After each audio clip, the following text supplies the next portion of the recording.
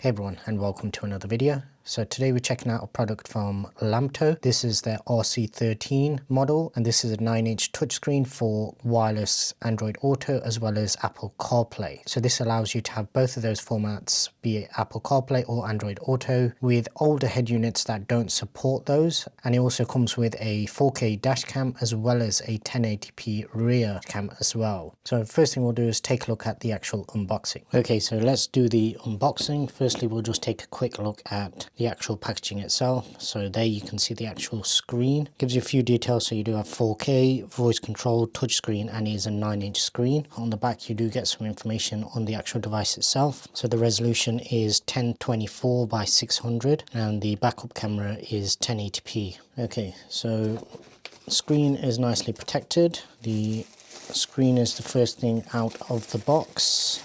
You can see there it does have a little bit of a chunky border, but it still has a pretty decent sized screen on the actual device itself. Taking a look at the back, so the camera, yeah, it does pivot, so you can actually pivot the camera depending on where you've got this mounted. You've got some information about the actual device just there, and you can see here that it's got various different mounts or mounting locations depending on how you've got it set up. You have a power button on the top there. On the side you have your Type-C connection, your AV in, you have a TF card slot, and then you have the aux port as well. Okay, so we'll place that to the side. We'll take a look at what else we get in the box. So here is that mount, well, one of the mounts anyway, and the way this would attach is simply clicking on like that, and then you push up. So this is obviously your shallow mount, and you can see it does sit quite low. And then the other option would be for your window mount or your windscreen mount, and that would go onto those slots there. Alongside that we have some wiring. No, sorry, this is your reversing camera, and this looks like you can actually mount this externally as well. Looking at the actual unit, I have a feeling that this can probably get mounted outside of the car as well. So you do have some goodies in terms of fixing it there. So you have USB-A pass-through for the actual power itself. So this is using 5 volt 1 amp, and on the other side is a USB-C connection. Next up we have the window mount or the windscreen mount, and this I'm guessing is going to have quite a lot of pivot depending on how you've got it set up. So that would obviously stick onto your windscreen, and then this can rotate and also twist as well. That's quite a lot of movement on there. The final package has a spare sticker for the actual dash mount. You have a trim tool, and then you have an aux cable as well. I thought something dropped out, and yes it did. So this looks like some cable tidies for just tidying up the cables, and then you have a pretty chunky user manual. I don't think I'll need this. Most of the videos make it seem quite straightforward to use, so I don't think we'll be needing that. You do have a warranty card just there. So yeah, that is everything that you get in the pack. What we'll do is we'll peel this off. Okay, and there is the actual unit itself, so quite shiny, which may get reflections, but it should give you a better picture as a result. Okay, so that is everything that you get in the box. So you get the actual screen itself, you get a pass-through cable for your cigarette lighter to actually power it up, you get your reversing camera, you get your windscreen mount, you get your dash mount, and then you get a spare sticker for your dash mount as well as a trim tool, and then a aux cable as well. Okay, so as far as the connection side and just the demonstration, I think it's better to actually do this indoors, because here I can control the lighting and also the sound. I did try to record this section of the video outside in my car, and there was just too much background noise, and I just wasn't happy with that recorded video, so I'm redoing it here. I'll show you two things in this video. Obviously I do not use Android, so I can't demonstrate Android Auto, but I do use iPhone, so I can demonstrate CarPlay. But first what I'll do is show you AirPlay. Okay, so I've just fully factory reset the actual head unit, so then I can do all of these steps from scratch. So first thing we'll test is AirPlay. So it'll ask you, do you want to switch to AirPlay mode? Hit confirm. You then want to go to your Wi-Fi settings, and you want to find AirPlay B77308. Click on that. You enter the password 1 2 3 4 5 6 7 and 8. You hit join. It's showing as connected, but I have noticed it doesn't show up with the Wi-Fi connection there, and I think this will give me an error. Yeah, so for some reason it doesn't want to actually connect to the Wi-Fi of the actual device. Unfortunately, the AirPlay is hit and miss. I have had it work previously, but now that I'm testing it inside, it seems to fail every single time. So what we'll do is we'll move on to CarPlay. So we'll hit confirm CarPlay, and this is normally very easy and very straightforward. So you go to your Bluetooth, you look for the T86 Pro. Once it shows up, there we go at the bottom, hit connect. It'll ask you to pair, you hit pair, you have to allow your contacts, and then it should give us one more prompt as well. Use CarPlay.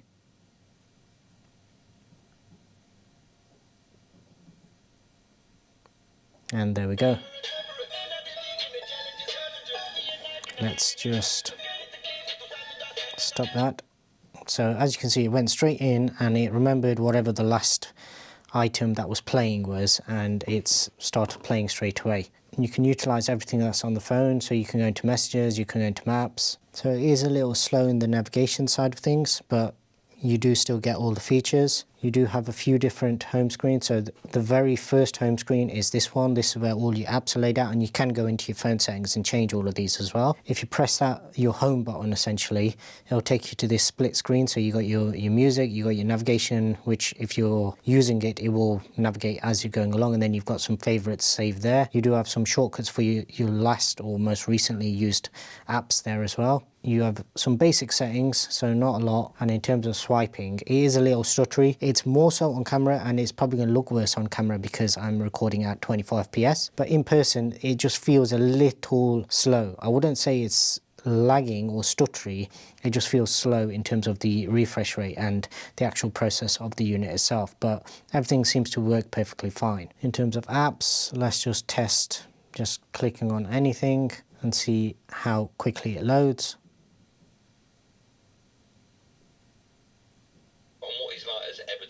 There we go, it's working. If you do want to adjust the volume on the actual head unit itself, you can do that. Obviously you do have other options in terms of your output, and in order to access them you come into your home and then you would go to audio output, and then you can switch between the speaker, Bluetooth audio, FM transmission essentially, and then your aux port. Now my car head unit, it has Bluetooth, but it only has Bluetooth for its own built-in little module. That's why I'm doing this test.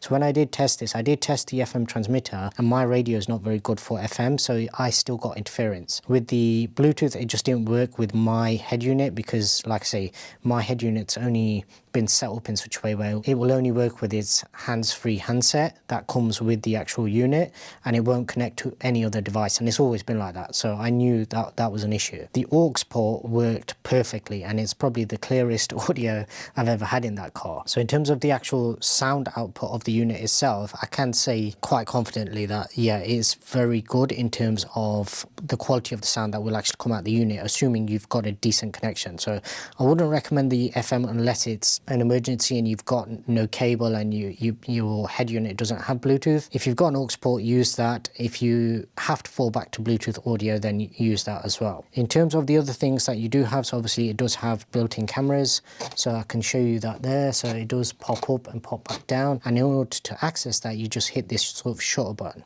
So as you can see, I do have both cameras connected. So the one on the unit is this one on the left, and you can see that's quite clear. This that I've got connected here is what would be the rear camera, and as you can see, in terms of the quality, it's not quite as good, but it's still pretty decent, and it will still give you some sort of an image. Now with that rear camera, you can also go into your settings and you can adjust your parking lines and other calibration information like that. So you can come in here and you can drag it and give you some guidance once you've got this mounted, obviously not in this kind of temporary setup. You do also have a few other options in terms of your recording resolution, which by default comes set at 2.5. You can change that to 4K. One thing that I didn't like is that it doesn't come with a TF card with the actual unit. So I think that's one thing that I would like them to actually add. I'm hoping to get the RC14 unit in for review as well, so hopefully they do actually include it with that. You do have some other options in terms of mirroring the images and your collision sensitivity, which I recommend actually keeping on low, otherwise you'll be constantly recording. Your system settings are very basic. Things like date and time and stuff like that will automatically connect once you've connected your phone. It didn't have no firmware update at the time of me checking it, and you do have some options in terms of formatting the actual TF card and stuff like that as well. And then in the main settings, you do have an option for screens which is more on the Android head unit side of things. Your driving position will actually, and you can't change it whilst you're using it, but what that does is it changes which side this bar appears. So if you're in a right-hand drive car, then it will actually put it on the right-hand side, so that way it's easier to reach. If you do want to go back to that menu, you can just do it from here. So that takes you to quick shortcut to your audio settings. Once again, if you click that and you hit this button, it gives you option to your brightness, which you can either leave on auto or set manually. You also have your shutter button, which takes you straight to the camera, and finally hit the home button, takes you back to this screen, which you can use to access the settings. Your brightness we've discussed. Once again, that is exactly the same sort of menu, and you can set limits in terms of what your highest and lowest are. Assistive touch is just that little dot that I was clicking on. You do have the option of clearing the connections on the actual unit itself, and this will enable you to either troubleshoot or fix any issues that you might be having. You can change the actual wallpaper that's built in. In order to do that, you would need to actually upload them via the TF card, I believe. And the final thing is your service, which is instructions on your setup as well as any other issues that you might be having. So that is the general usage of the actual unit. As I say, I've been testing this in my car for roughly a couple of weeks now. I did test the rear camera briefly, but I never installed it because I do go through quite a few different units. With regards to the actual camera, depending on which mount you use, I was actually using the dash mount, and with that it does actually get in the way. So for me, pulling samples off it is probably not the best, but in terms of the actual quality, it's not bad in terms of how it actually records. So the one thing I do like about this is it's not quite as wide angled as some that I've been testing in terms of dash cams, so you get less of the external reflections from the edges of the windscreen compared to some of the dash cams I've tested where all you're seeing is sort of the inside of the car. I would much rather have it like this, where it's not so wide that it's capturing more inside than it is actually out, and you're getting a lot of light reflection and refraction that just dulls down the whole image. So overall, I think this is a really good head unit for anybody that either just wants a temporary setup. So if you like me, and I generally only drive to work and back, and then it'll only be on odd days where I'll do a longer journey, for that sort of setup this is perfect because it enables you to have something that you can use on a longer journey, and because it is removable, you can just unplug it and put it in your glove box or take it with you. So obviously if you've got the risk of somebody breaking into your car in order to steal it, this mount does actually look pretty sort of built in, because it is quite a low slung mount,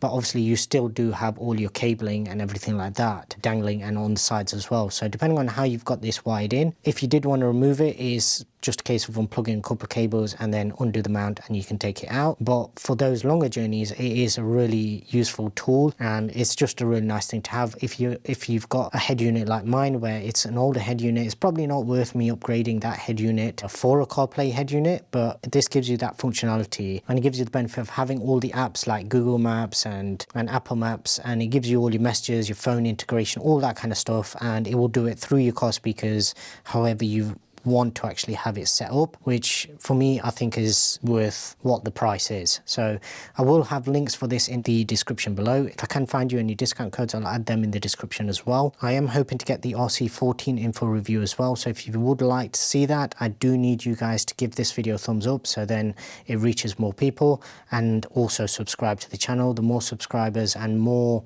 people that give this video a like, the more sort of interaction it has and the more comments it has, the more likely it is that they will actually reach out to me again and provide me with that unit for review as well. If you would like to see that, please do hit thumbs up and also make sure that you're subscribed. And until the next one, thanks very much for watching.